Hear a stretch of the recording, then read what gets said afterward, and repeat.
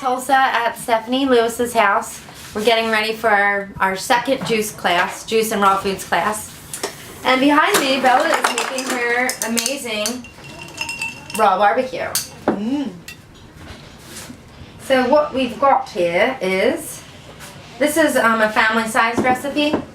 So we have, for the barbecue sauce, it's 2 ounces of, 2 8-ounce jars, sorry. 2 8-ounce jars of sun-dried tomatoes and olive oil, 1½ cups of grape tomatoes, 2 tablespoons of all-natural smoked seasoning, 1 tablespoon of Himalayan pink salt, half a red onion, 7 pitted medjool dates, jalapenos to taste. Bella likes spicy, so she put 4 in there. Half a cup of extra virgin olive oil. For the raw meat, you get 2 bags of your favorite slaw mix. Mix it all together and you get this. And then y'all shove it on some lettuce. Yeah, so. Try it out, folks. Yeah, and then we're also making carrot, beet, and celery juice tonight. And watermelon, lemon, ginger. So. We're at Stephanie's house in Tulsa, Oklahoma. And tonight we are having a little get together with about 15 people. It's our first bigger group, I guess. So we're really excited. We're making raw barbecue and watermelon, lemon, ginger juice, and also beet, carrot, celery juice. This is our little setup. It's so cute. Juice box over there chilling, and we're so excited. Natasha's gonna talk about, raw living and detoxing and juicing and answer any questions that people might have, and we can't wait to share it with you.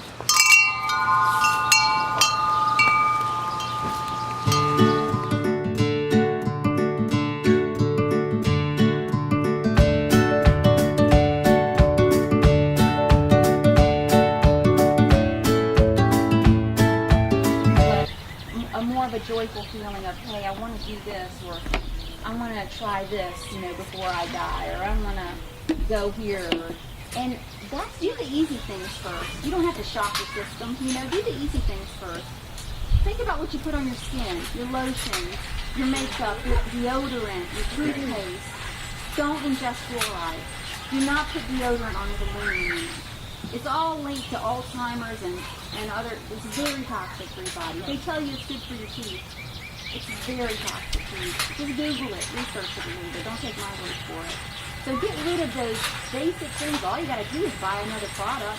Buy laundry detergent without chemicals in it. Buy cleaning stuff without chemicals in it. All those little things add up. They get stuck in your body. You breathe them in, right? They just get stuck in your lungs. And if you think they're not there, you're fooling yourself. And if your lymph system isn't moving properly, you're not getting rid of it. It's getting stuck in little pockets. It's going to turn into something.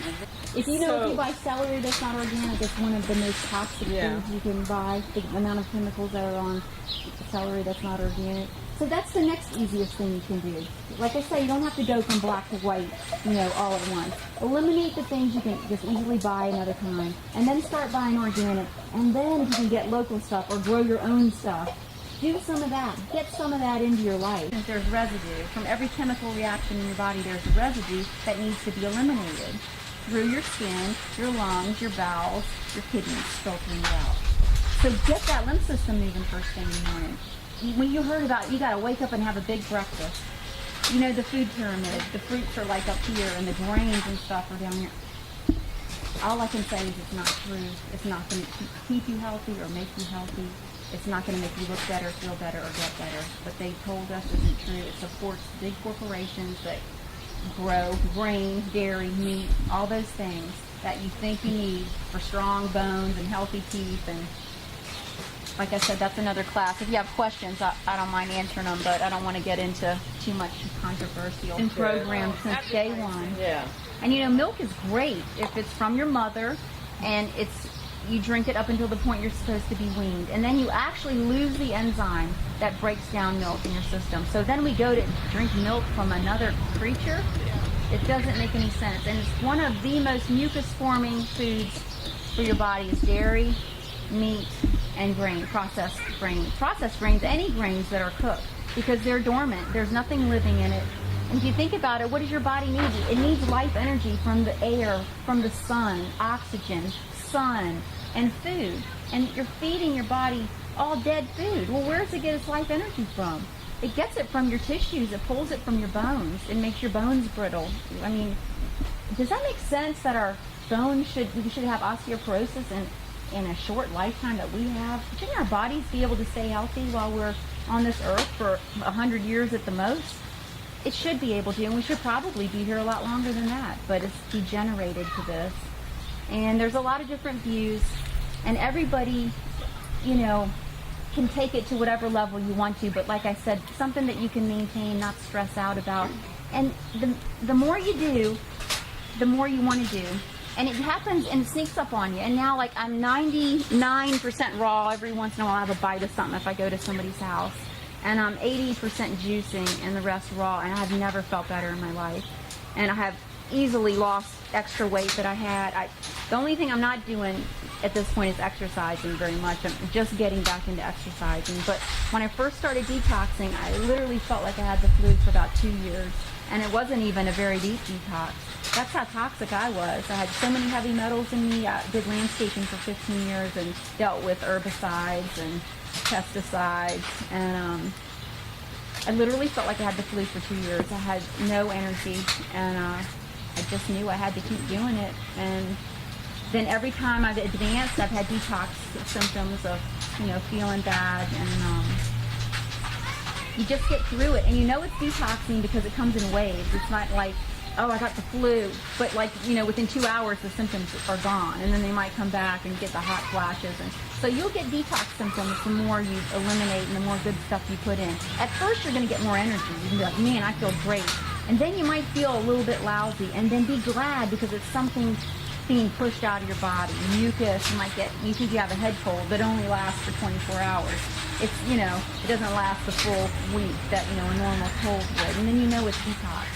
And you start to look at colds and flus differently, because if you do get something like that, it's a great time to kick in with the juicing, and you can really get rid of a lot of stuff because your body's already eliminating stuff.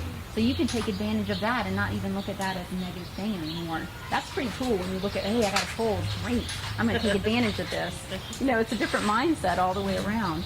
So I have to say, one of the most healing things that I've come to on this trip so far is I am very thankful for this tumor. I am so happy, because otherwise I'd be washing dishes right now at home.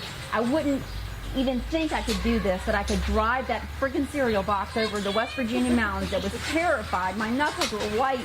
I was like, I could hardly breathe, but it made me do it. And so I'm thankful for that. And when you can be thankful for your family and your friends, and I got a roof over my head, and oh my God, I'm so lucky. But try being thankful over a deadly disease, or the fact that you lost a loved one, but you can find something good in that. When you can be thankful for the suffering in this life, you've really gotten somewhere, because those little things can't bother you anymore. And then you will have the motivation to actually listen to your inspiration and to your heart, and fulfill the things on your list that in your heart you're supposed to do, no matter how stupid or crazy anybody else. In your body out, you'll know what you need. But if anybody says, oh, my body tells me what it needs, well, your body's lying to you, because your body's addicted to chemicals, your mind's addicted to food, and your emotional self is addicted to food. So until you clean yourself out, the biggest liar you know is your own body. So don't listen to it, because it does not need that fear. It does not need those Oreos, and it does not need that spaghetti. And it just doesn't. But the greens are very powerful for regenerating tissue.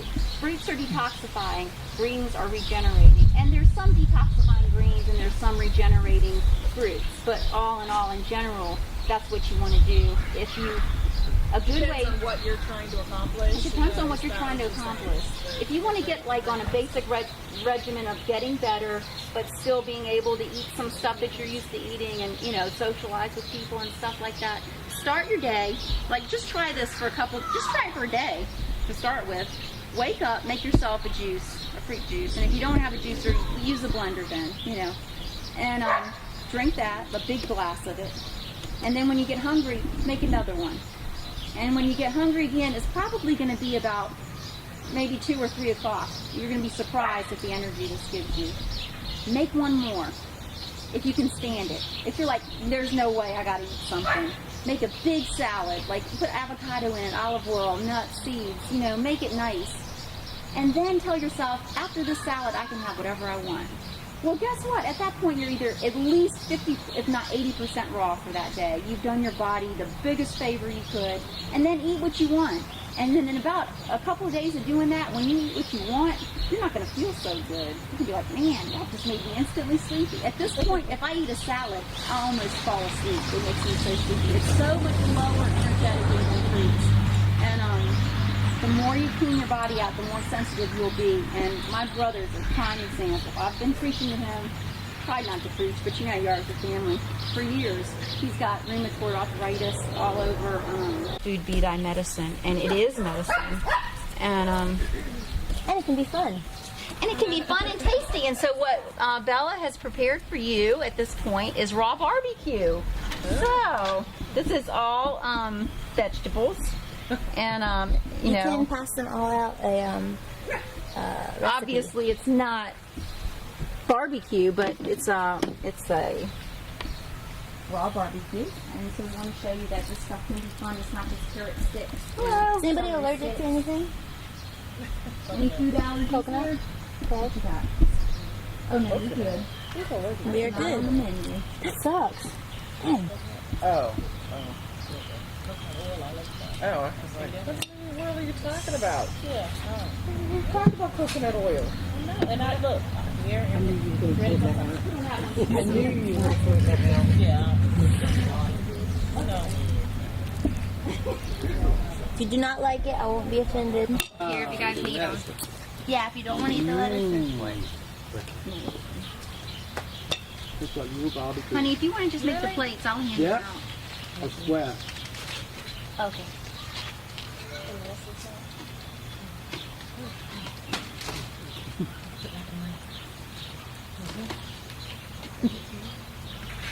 You like it? I like Tastes like barbecue to me. If you've been eating a standard American diet for years, like most of us, your insides are lined with like a mucoid plaque, which covers these little hairs on the inside of your intestines that absorb nutrients. And you have to clean that off or you're malabsorbing your food, which makes you hungrier than you should be because you're not getting the nutrients, but you're getting calories, which then packs the weight on. So, Did I miss it? Did we miss anyone? Not anyone? Oh, Stephanie. Yeah. Bella and I took a trip to New York City like 5 years ago, and we went to this raw restaurant called Quintessence. This Oh my guy gosh, is a I love that master. place.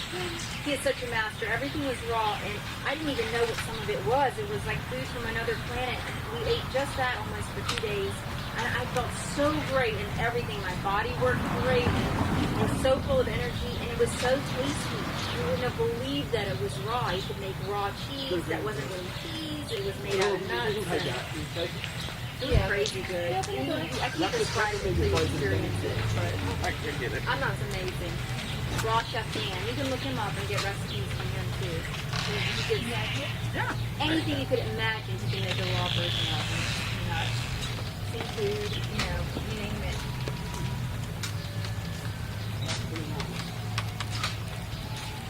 Good. So everybody was able to eat it except you. And if it didn't have the jalapenos in it, and you liked it. So did anybody not like it? You sure? You said that real quick, but I liked it. I agree with her. The jalapenos. It got you a little bit. So you want some water. You also have your cup. Do you guys want water? Oh, here's some more. I said there's water up here, but I can get it for you. Anybody want some? Yeah.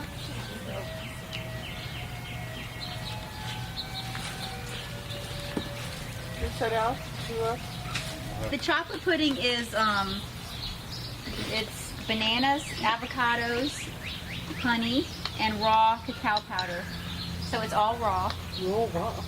Cocoa powder. It's called cacao, but it's raw and unprocessed and has a whole lot of antioxidants in it. And there's avocado in that?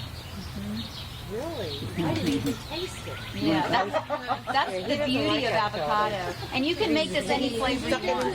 You don't like avocado, Dawn? as the second plate. And it's so good for you. And on a raw food diet, you know, you'll get to where I gotta have some fat or I gotta have something. Eat avocado and it will take that craving away. Yeah, that stuff's amazing. And that was really nice. Thank you. Everybody have a plate? Do you need more? I need more. On the flyer it said health assessment, which I actually don't have that, but I'm going to tell you where to get it online. And you can go to this website, and it's like a list of like 100 questions, and it'll tell you where your weaknesses are in your glands and your organs, and so you can start addressing them before they become a problem. And if you think about your glands, they're like the government of your body. They control everything, and the master president is your pituitary gland. And it's smart to educate yourself a little bit. You know, we should have learned this stuff in school, but we didn't. You know, we learned other stuff. But you can still learn it. It's not too late, and it doesn't have to be real complicated. So, I'm gonna Come up with chocolate pudding. What are you doing? Some people might be too full for another cheese. Take some. Here's one, some too. Because it's chocolate pudding. Just 2 more. Some people are Did you get any yet, Sandra? Oh, we didn't show the videos. They're all long. We will. Yeah, I don't know how long people can stay. These 4 have to leave soon. Oh, you guys have like 3 more minutes? Okay, cool. I need a computer.